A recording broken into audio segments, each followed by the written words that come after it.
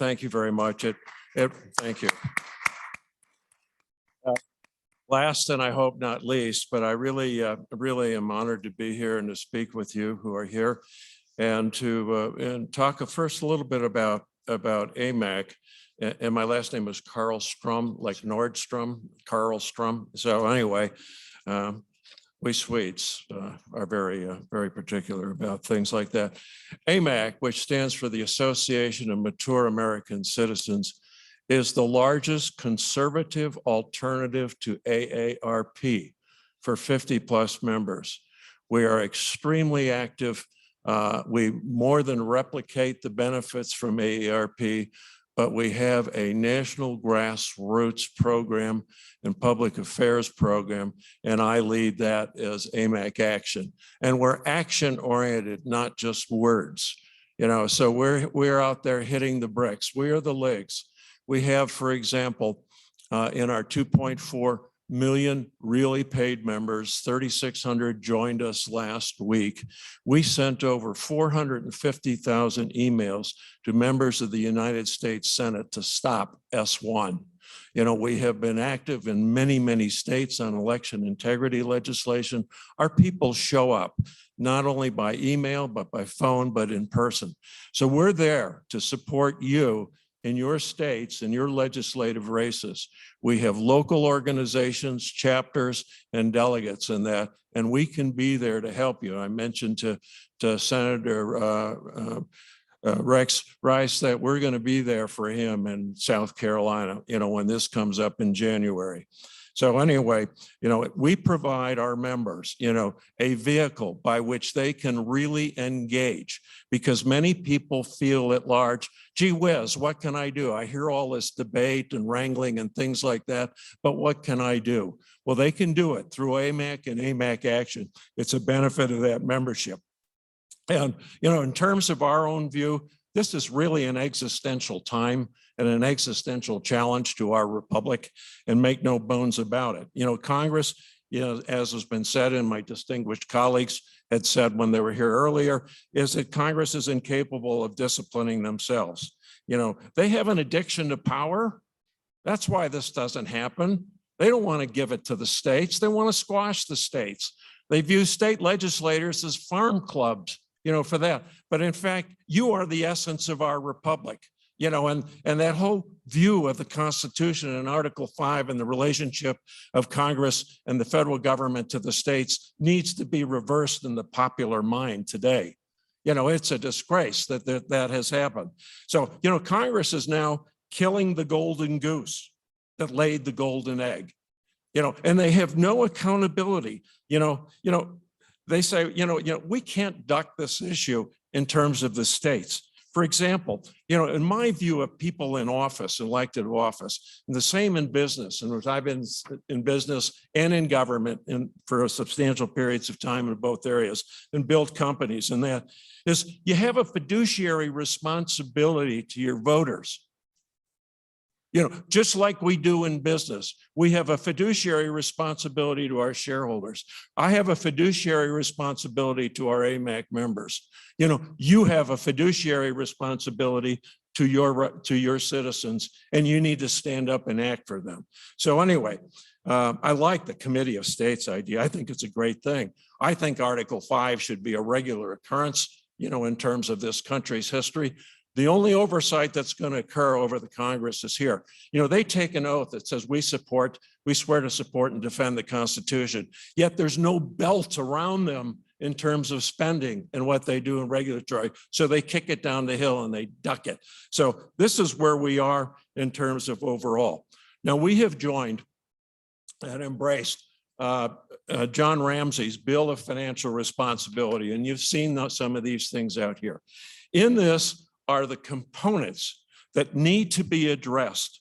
You know, if we're really going to put a strong belt around the behavior of the federal government, you know, and I respect everything that's been said here today, but it all needs to be integrated in some way. And let me just quickly run through this, and hopefully I can operate this thing. How can I switch? Just hit the blue button? I think so, yeah. There should be an arrow. An arrow? The green button? Did it change? Oh, the big green arrow. Yeah. I was just pushing the, There you go. there we go. Yeah. So anyway, our Constitution says almost nothing about how our money should be managed. The federal government's tax and spending and regulation and fiscal accountability is out of control. Spending is from 4 million to 4 trillion plus and no constitutional controls. Overall financial management of the federal government is bad and getting worse. I mean, they don't know what they're doing. You know, we've heard numbers in terms of the national debt. They have no idea. And you know what? They have, the general accounting principle, accepted accounting principles gap, you know, they abide by those, but it's an advisory thing only. There's no real accountability. You've got to address that. It's more than just spending and taxes. Congress misapplies all the money from the Social Security and Medicare trust funds. Social Security has loaned $3.1 trillion through our national debt calculation. You know, and what's it getting protected up by? Treasury securities at what percent? You know, that's ridiculous. The trust funds should be restored as trust funds. They should be moved off budget. They should be escrowed, and they should be permitted to operate as they were originally intended to, instead of being gamed, you know, by budget. I was in OMB, and this was a budget gaming kind of thing in terms of scorekeeping. That's ridiculous. Going on, Congress has proven it's inherently capable, and therefore it's only you states. It's only the states that have the ability and have the responsibility to stop those guys. So I just missed something. What did I do? I missed that. Now we go back one. Yeah, that one. Oh, well. All right, first things first, you know, we need to, I'm missing something here. But we really need to, first of all, you know, address simplify federal taxation. You know, right now it's a game. It's an economic plan. Who wins, who loses? How do we help here? How do we help there? That's really ridiculous. You know, you need to start thinking in terms of simple taxation. Balancing revenues and expenses. My colleagues have really dug into that. And fairly manage the regulatory process. Regulations are taxes. You know, and they cost a lot of money. They cost $2 trillion in terms of business every year. We got to stop that. And regulation should not exceed the statutory authority by which they're authorized. That's got to be stopped. You know, that's a serious issue. And professionally manage the federal trust funds. Again, move them back into true trust funds and have them managed under an industry-based board of trustees and have it invested so that you get a return. You know, Chile gets a 3 times return on investment in their version of Social Security. You know, in fact, Galveston, which was excluded somehow from Social Security's contributions, has a 2-to-1 rate of return. You know, and then our federal management of the Social Security Trust Fund is abominably slow and embarrassing. And utilizing proper accounting. For goodness sakes, you know, it seems to me you've got to force the Congress and the executive branch to apply general accepted accounting standards and principle. Otherwise, they continue to game it. The point was made earlier today. There's all the budget laws and, you know, that have been passed. You know, the Graham-Rudman is like Swiss cheese. You know, so it's these kinds of things that you've got to turn to the states because they're out of control. They're irresponsible. They have no accountability in terms of what comes out of Congress. And today we have the worst of all worlds with Pelosi, Schumer, Biden, and that camp who are living this bubble of lack of reality. And look what they're trying to do to this country. It's existential. And I get stopped by people in the parking lot outside Starbucks. One guy came up to me and said, "Bob, this is really existential, isn't it?" Yes. And the national debt is existential. Can you imagine a situation when you have to take a wheelbarrow full of $20 bills to buy a loaf of bread at the supermarket? You know, we got to deal with this. And you are the guys to deal with it. You are the guys that the founders look to, you know, to deal with this. I know a few of you are here and those online. I'm glad you're here. But anyway, That's my message to you. This is John Ramsey down here in the front row. He's a really expert corporate CFO, real student of the federal government spending and their accountability. I urge you to talk with John and also to take a look at this. And we do look forward to working with you. We do look forward to our ongoing discussions in terms of how this is ultimately going to be addressed and what the component parts of it. But certainly it doesn't have to be one little thing. You know, the point was made, let's not do too little, but let's do enough, you know, and let's in the first round on this. And, you know, this is legislature, you know, legislating like you've done in your states, you know, and you've had bills, I'm sure, that have more than 3 sections in them, you know, so let's address it that way, you know, because where there's a common understanding, you know, because it's to you guys, and it's to you guys to do what you've already been doing, but do it together with the other states. So I thank you very much. It's great to be with you. And thank you, David, for having us.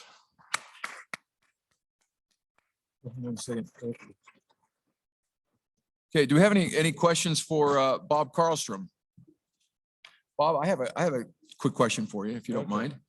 I hope it's easy. Well, I don't know, we'll see, All but right. so the nature of what you're talking about is fairly comprehensive. So how does that work through a convention versus what would be left to legislation? That's always a tough question, you know, and that's been the debate. You know, what's been interesting in discussions that we've had before this meeting, there's not really disagreement with the essence of what we're trying to get at with the 5 component parts, you know, of the Bill of Financial Responsibilities. The difference seems to have been in strategy and tactics. How much is too much and how much is too little? You know, and these are interrelated components. You know, in running businesses and building businesses and now running, you know, the advocacy component of AMAC, you know, we can't silo our things. We can't leave it incomplete if we're not willing to address all the interrelated component parts. The Congress has a great record of looking for loopholes and exploiting them. So that's the question. Some people have said with Social Security, move it off to a trust fund. That could be done legislatively, perhaps it could. But there are things that are fundamental where you have to deal with the spending, you know, and perhaps it's against, you know, against the gross national product. And that's fine, you know, and you have to deal with taxes and reducing taxes, but you also got to pay it back. How many of you people have loaned money to a relative and then politely reminded them, you know, about that $10 you owed me? You mean I got to pay it back? Well, that's our Congress. You know, and so it's got to be paid back. There's got to be provision in here to pay down that debt. You know, and maybe it's a function of, you know, of a comparison against GDP and that, but there's got to be pay down as well. There's just no question about it. You know, so you really got to tighten the belts on those guys. Thank you, Bob. All right, thank you. Anything else? I don't have any other questions. Thank you. All right. I've got a question. Oh, yeah.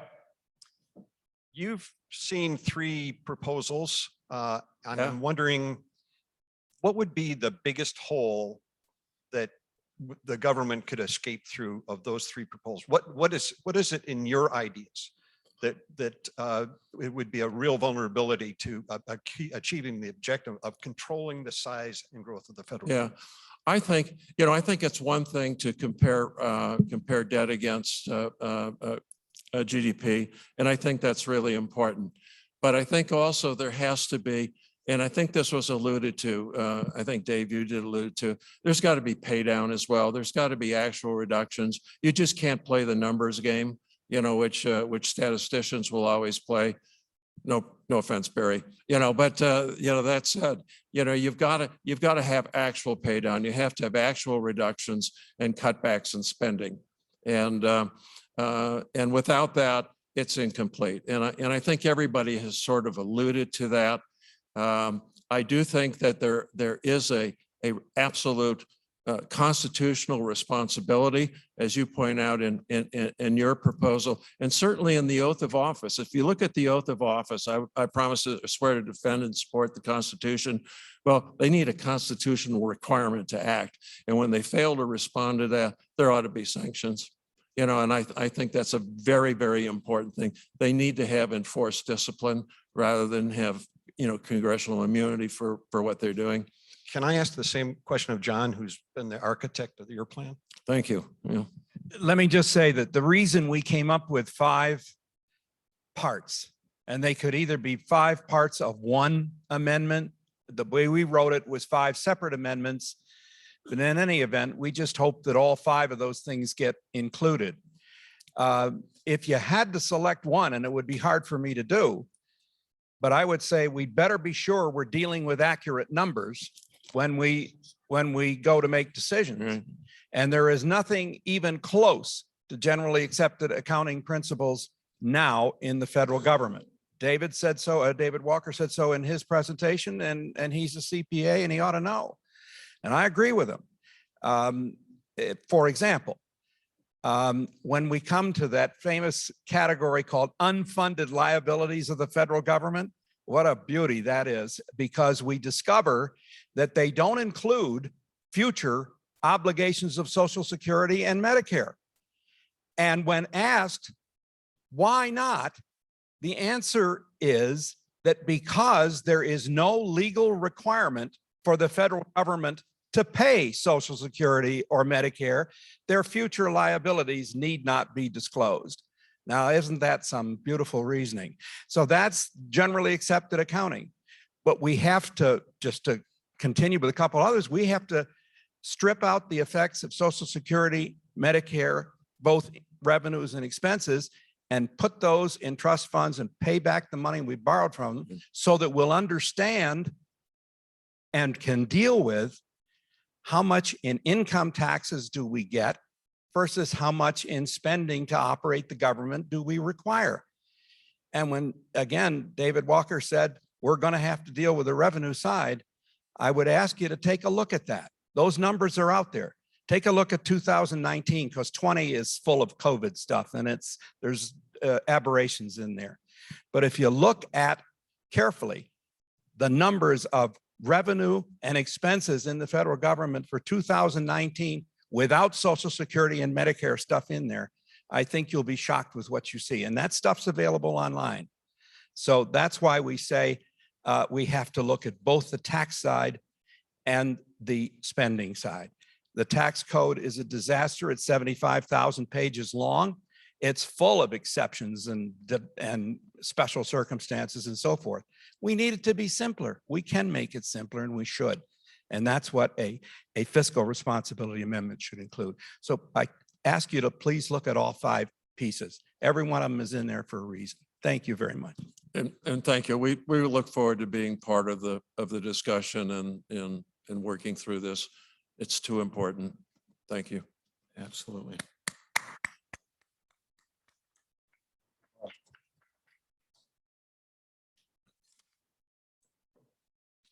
Okay, so we have a vote here on our final